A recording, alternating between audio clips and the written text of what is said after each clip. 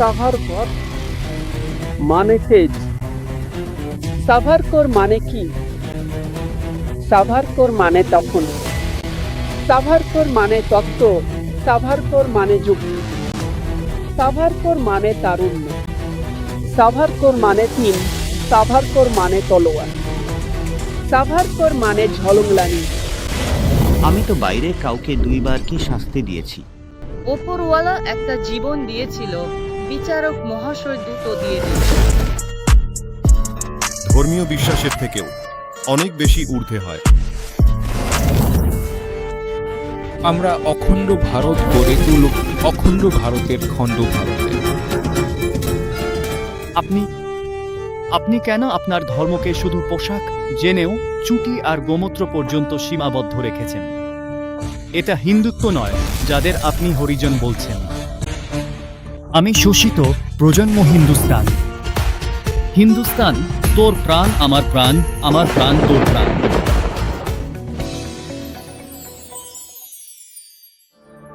October 1920-তে কালিক্ট কেরালার খিলাফত মণ্ডলের সভায় পাঞ্জাব থেকে মৌলানা আল্লাহ বক্শ এসেছিলেন।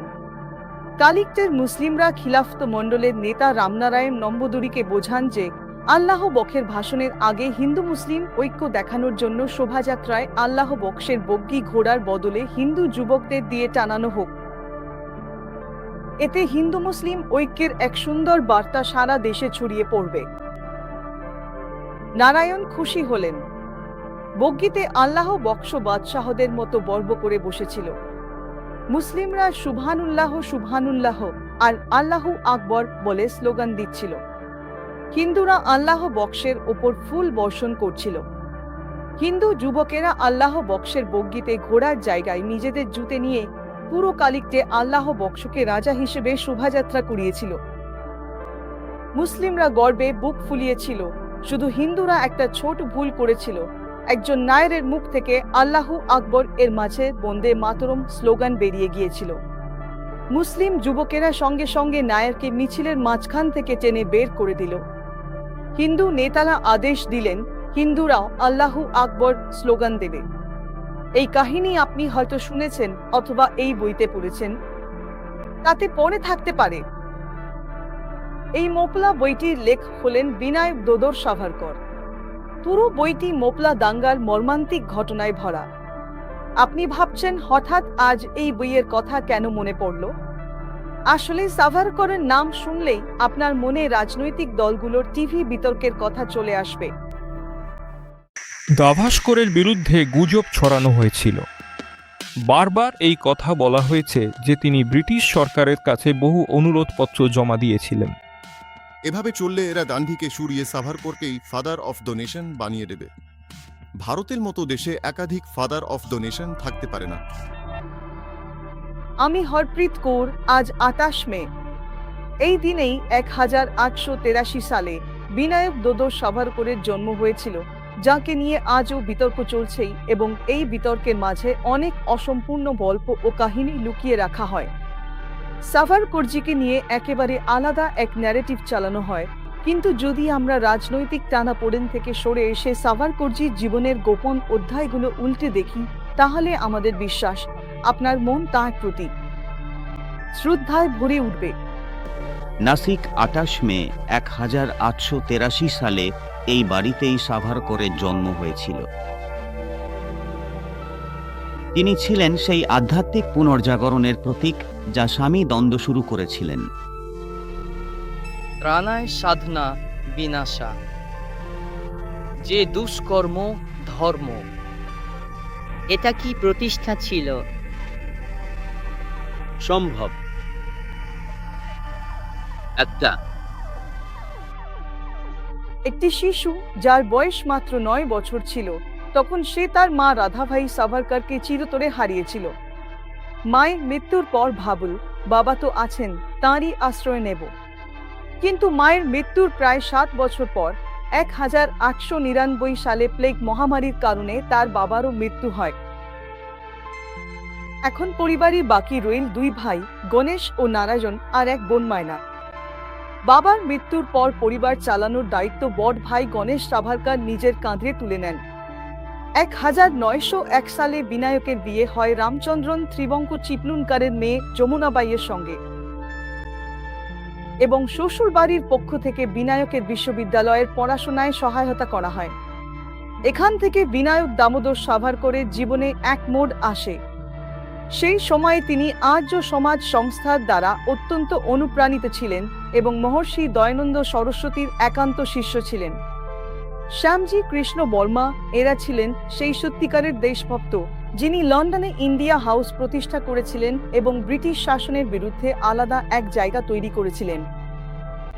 এই ইন্ডিয়া হাউস ছিল লন্ডনের মধ্যে বিপ্লবীদের এক তীর্থস্থান। ভারতে নিজের পড়াশোনা শেষ করার পর সাভারকর শ্যামজি কৃষ্ণ বর্মার সঙ্গে দেখা করেন।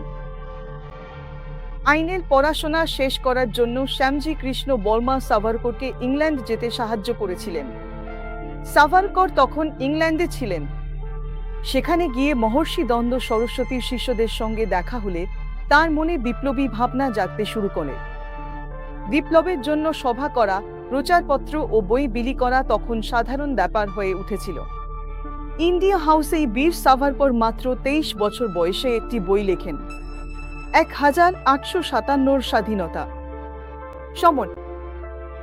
সরকারের প্রথম গ্রন্থ ছিল যা সম্পূর্ণ হওয়ার এবং ছাপা হওয়ার আগেই বাজেয়াপ্ত করা হয়েছিল। এই গ্রন্থটি বিপ্লবী কায়দায় গোপনে ছাপা হয় এবং এর শতস্থ কপি ভারতে পৌঁছে দেওয়া হয়। ভগৎ সিং ও তাঁর সাথীরা এই বইটি গোপনে রাতারাতি ছাপিয়ে বিলি করেছিলেন। খুব শীঘ্রই অভিনব ভারত নামে একটি সংস্থার প্রতিষ্ঠা হয়। তরুণ ও বিপ্লবীরা এই সংস্থার সঙ্গে যুক্ত হতে শুরু করেন। এক নতুন এবং আধুনিক অভিনব ভারতের স্বপ্ন, যা আমাদের সকলের গর্ব এবং এক উজ্জ্বল ভবিষ্যতের পথে এগিয়ে চলেছে। ভারতীয় রাজনীতিতে এমন এক শক্তিশালী সংস্থায় পরিণত হয়েছিল যে তখন ব্রিটিশ সরকার এটিকে দমন করতে উঠে পড়ে লেগে যায়। এই সময় ভাই গণেশ সাভারকরকে একটি বই প্রকাশ করার অভিযোগে দেশদ্রোহী ঘোষণা করে কালাপানিতে পাঠানো হয়, শাস্তি দেওয়া হয়। পরে বীর সাভারকরকেও 23 সেপ্টেম্বর 1910 সালে আজীবন কারাদণ্ড ও কালাপানির শাস্তি দেওয়া হয়। সঙ্গে সঙ্গে সমস্ত সম্পত্তি বাজেয়াপ্ত করারও আদেশ হয়। তিনি পৃথিবীর একমাত্র এমন বিপ্লবী ছিলেন যাকে 2 বার আজীবন কারাদণ্ডের শাস্তি দেওয়া হয়েছিল। 31 জানুয়ারি 1911 সালে তাঁকে আন্দামানে পাঠানো হয়। সেখানে তাঁর সঙ্গে নির্মম আচরণ করা হয়েছিল।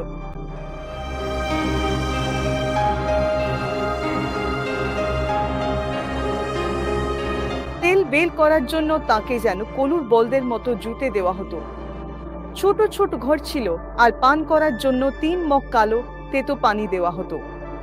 তার কষ্টের কথা বলতে গিয়েও হাত কেঁপে ওঠে। অন্য কোনো বিপ্লবী মহাপুরুষ এত কষ্ট সহ্য করেননি, তাও এত দীর্ঘ সময় ধরে। তার ভাই গণেশ সাভারকরও এই একই জেলে ছিলেন। দুঃখের বিষয় ছিল কোনো বিপ্লবী একে অপরের সঙ্গে দেখা তো দূরের কথা, ইশারাজও কথা বলতে পারতেন না। জেলের যন্ত্রণার কথা সাভারকরজি তাঁর বই মাঝি জন্ম ঠেপে লিখেছেন। 12 বছর ধরে তিনি কালাপানির শাস্তি ভোগ করেছিলেন। তার স্বাস্থ্যের অবনতি হতে শুরু করে। সারা দেশে তার মুক্তির জন্য সরকারের চাপ পড়তে থাকে। তার মুক্তির জন্য 70,000 স্বাক্ষর সহ একটি আবেদনপত্র সরকারকে জনগণ পাঠিয়েছিল। সাধারণ মানুষ থেকে শুরু করে নেতারাও স্বাক্ষর করেছিলেন, কিন্তু গান্ধী স্বাক্ষর করতে অস্বীকার করেন। 1921 সালে 2 ভাইকে ভারতে আনা হয়। 1924 সালে বীর সাভারকরকে নজরবন্দি করা হয়, কিন্তু চারদিক থেকে পড়া চাপের কারণে এবং যমুনা দাসজির প্রচেষ্টায় 10 মে 1937 সালে তাকে মুক্তি দেওয়া হয়। 2 বার কালাপানির সাজা পাওয়া বীর সাভারকর এখন স্বাধীন হলেন।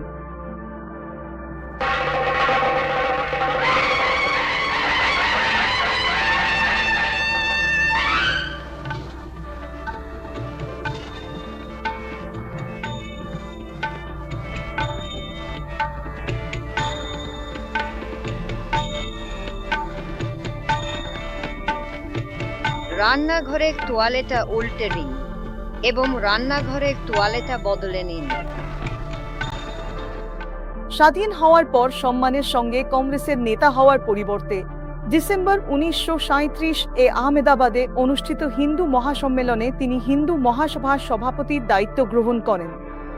হায়দ্রাবাদের নিজাম কর্তৃক সেখানকার হিন্দু জনগণের ওপর চলা অত্যাচারের বিরুদ্ধে আর্য সমাজের উদ্যোগে ডিসেম্বর 1938 সালে আর্য মহাসম্মেলনে ঘোষিত হায়দ্রাবাদের বিখ্যাত আর্য সত্যাগ্রহ ধর্মযুদ্ধে বীর সাভারকর হিন্দু সভার পক্ষ থেকে সর্বাধিকারী হয়ে সত্যাগ্রহে সর্বোচ্চভাবে অংশগ্রহণ করে আর্যদের সহায়তা করেন। প্রায় 12,000 আর্য সমাজ সদস্য এতে যুক্ত হন এবং আরও 4,000 জন নিজাম রাজ্যের জেলে কষ্ট সহ্য করেন। 1944 সালের করাচিতে অনুষ্ঠিত মুসলিম লীগের অধিবেশনে সত্যার্থ প্রকাশের 14 সমুল্লাসকে ইসলামের বিরুদ্ধে বলে ঘোষণা করে বাজেয়াপ্ত করার প্রস্তাব পাশ করা হয়। সিন্ধের মন্ত্রিসভা সত্যার্থ প্রকাশের 14 সমুল্লাসটি সরিয়ে দেওয়ার ঘোষণা দেয়। এক ধরনের হঠাৎ করে সিন্ধুতে সত্যার্থ প্রকাশের ওপর নিষেধাজ্ঞা জারি করা হয়। দেশ জুড়ে মহর্ষি দ্বন্দ্বের শিষ্যদের মধ্যে শোকের ঢেউ ছড়িয়ে পড়ে। দিল্লিতে এক বিশাল আর্য সম্মেলনে সত্যার্থ প্রকাশের ওপর নিষেধাজ্ঞা আরোপের প্রচেষ্টার তীব্র নিন্দা করা হয়। ভাইসরয়কে হাজার হাজার টেলিগ্রাম পাঠিয়ে এই অন্যায় পদক্ষেপের প্রতিবাদ জানানো হয়। বীর সাভারকরও প্রকাশ্যে ঘোষণা করেন যে যতদিন সিন্ধে সত্যার্থ প্রকাশের ওপর নিষেধাজ্ঞা থাকবে ততদিন পর্যন্ত কংগ্রেস শাসিত প্রদেশগুলোতে কোরআনের ওপর নিষেধাজ্ঞার জোরালো দাবি তোলা উচিত এবং এরপর বীর সাভারকর ভারতের ভাইসরয় ও সিন্ধুর গভর্নরকে টেলিগ্রাম পাঠিয়ে বলেন, সিন্ধু সরকার সত্যার্থ প্রকাশের ওপর নিষেধাজ্ঞা জারি করলে সাম্প্রদায়িক বৈরিতা সৃষ্টি হবে। যদি সত্যার্থ প্রকাশ থেকে নিষেধাজ্ঞা না তোলা হয় তাহলে হিন্দুরা কোরআনের ওপর নিষেধাজ্ঞা জারির দাবিতে আন্দোলন শুরু করবে। শুধু তাই নয়, বীর সাভারকর মহর্ষি দ্বন্দ্বজির বই সত্যার্থ প্রকাশ সম্পর্কে বলেছেন, হিন্দু জাতির শীতল শিরায় উষ্ণ রক্ত সঞ্চারকারী গ্রন্থ সত্যার্থ প্রকাশ অমর থাকুক। তার জীবদ্দশাতেই ভারত স্বাধীন হয়। ভারতের বিভাজন তাকে খুবই কষ্ট দিয়েছিল। 1948 সালে গান্ধীর হত্যা হলে তাকেও গ্রেপ্তার করা হয়, কিন্তু তার বিরুদ্ধে কোনো অভিযোগ প্রমাণিত না হওয়ায় তাকে মুক্তি দেওয়া হয়। ভারত 1965 সালে তাশকন্দ চুক্তিতে জয়ী হওয়া জমি ফেরত দেওয়ার খবর যখন তিনি শুনলেন, তখন দুঃখ ভারাক্রান্ত হৃদয়ে বলে উঠলেন, হে মৃত্যু, তুমি আমাকে আত্মসাৎ করো যাতে আমাকে দেশের আরো দুর্দশা দেখতে না হয়। তিনি অসুস্থ হয়ে পড়লেন। তিনি ওষুধ ও খাবার গ্রহণ করা ছেড়ে দিলেন। 26 ফেব্রুয়ারি 1966-তে বীর সাভারকর এই নশ্বর দেহ ত্যাগ করে চলে গেলেন।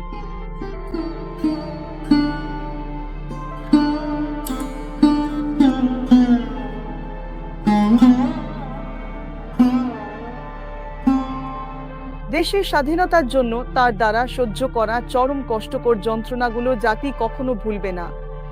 তার তপস্যা, ত্যাগ আর দেশপ্রেম চিরকাল ভারতীয়দের অনুপ্রাণিত করে যাবে। আমরা নিয়ে এসেছি তো ঝড়ের মধ্যে থেকে কোন দিন এই দেশকে, আমার সন্তানরা, তোমরা এই দেশকে সাবধানে আগলে রেখো। দাঙ্গা এবং সেই বিষয়ে সাভারকরের বিখ্যাত বই মোপলা প্রত্যেক ভারতীয়ের জন্য এটি অবশ্যই পড়া উচিত। এই মহান বিপ্লবীকে আর্য সমাজের সৎসঙ্গ।